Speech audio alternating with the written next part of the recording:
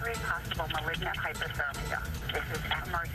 The potential dangers of cosmetic surgery. Family and friends of an 18-year-old high school senior in Florida still can't believe what happened. She was healthy when she went in for cosmetic surgery. Now they are planning her funeral.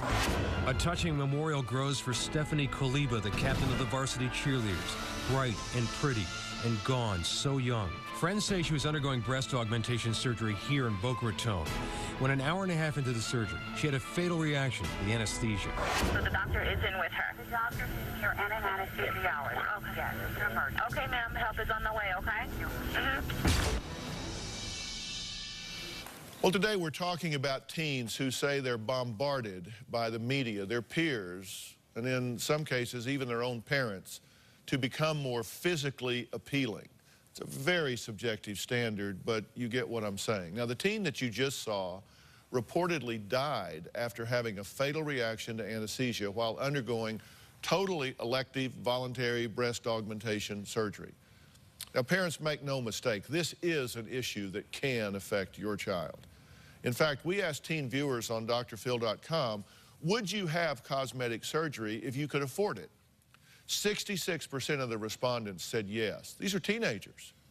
33% said no. And out of the 66% who said if they could afford it, they would get something done, 33% wanted liposuction, 27% breast implants, 20% wanted a nose job, 13% dental veneers, 4% wanted Botox, 3% ear reshaping. Now, Martha says she wants her 18-year-old daughter, Jennifer, to get liposuction, breast implants, and a nose job, laser hair removal, because in her words, beauty sells, and doors will open if Jennifer has cosmetic surgery. Are you undermining her confidence in her talent, her gifts, her skills, abilities, by focusing on the fact you got to do this to get doors open? No, not at all. Not at all. I mean, My work that I've done with Jenny has definitely been inner beauty is very important. Talent is very important. She's done a great job to be sure that that is there. And I'm just adding like extra tools for the road per se. But you really think she looks so bad she needs to go under the knife? No, I never said she looked really bad. No, you said enough that you say, I think you need to have somebody take a knife to you and reshape you. That's the bottom line, right? I mean, let's call it what it is. I'm just trying to reshape the things that she complains about. Have you had cosmetic surgery? Yes, I have.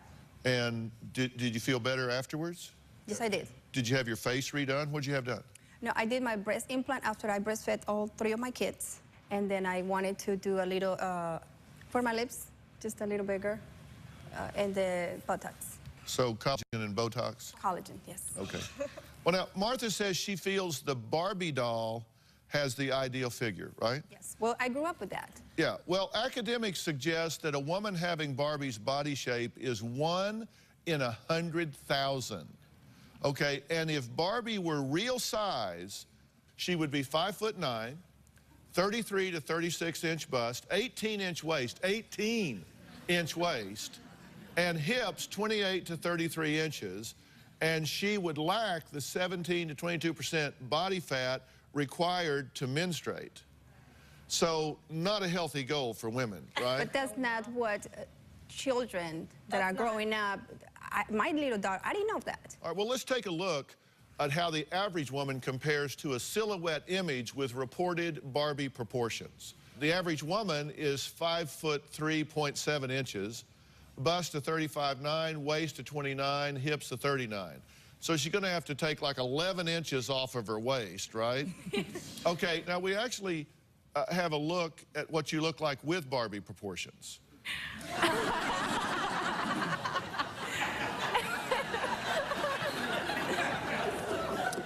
look like an alien. There you go.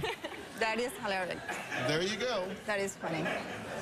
I mean, if she was Barbie, that's it. There you are, Barbie. Now they should put that on magazines right there. Well, we're putting it on national television right now. Now, Dr. Franklin Rose is the cosmetic surgeon who performed Jennifer's rhinoplasty. He says he would not perform further surgery because she doesn't want it. So, Dr. Rose, whether mother wants it or not, if daughter doesn't want it, you're not going to let her bring her in there and get this done. Well, no, Jennifer's had some nasal trauma and a fracture. That's really what prompted her nasal surgery. She's very attractive, as is her mother, but it's so important in these types of cases that there be good underlying motivation and so forth. The message you're giving her is troublesome to her. Despite the fact that you may believe that she would have a better career, more doors would open, etc., that you're basically giving her a message of her own mother saying, you're not good enough. You need to change this up. You're not good enough. That's why that was my question to you, because I always been looking for her best interest and to be sure that she knows that I love her. And I thought that by us having a good communication the way we do, that she knew always 100% that I was coming from the love that I have for her. And now that I'm trying to... I always know that she's coming from love. I never once, oh, my mom hates me and she wants to know. I always got that. It just, I just wish sometimes she would be confident in my talent, kind of like I am. And I am, but it really does makes me wonder after hearing, you know, what I have done or what I have suggested, that she somehow in there will feel insecure about herself. Okay, because well, it's not that she will in there somehow feel insecure about herself. When your own mother is telling you, you know, if you want doors to open, you're going to have to clean your act up, that undermines your confidence. There's no way that, true? Yeah. There's no way that it can't. You know, instead of saying, you know, let's really focus on your talents and your skills and abilities. And if she gets to a point at some time that she feels like she wants to make a change, that's her decision. But you don't want to impose those things on her, because it basically, by omission, says, I don't have confidence in your ability to get doors open with your talent. And, you know, it just, even in this discussion, it sounds like we're talking about some homely girl that can, like, really sing, but she's ugly. She's very talented. You know, I mean, that's crazy. This is a beautiful young woman. You're sending her the wrong message. You don't want to do that. Okay. Right? Yes, no, I mean, at least you know my opinion about it. All right. Coming up, an 18-year-old girl who says it's already time for a second breast implant surgery, even though she had the first surgery less than a year ago. I want to get a second breast augmentation surgery. I would like to go to a double D. I think any parent would be crazy to give their 18-year-old double Ds. I'm big time against my daughter getting bigger breasts. I think that's a bad idea. My fear is that Ashley might become addicted to plastic surgery.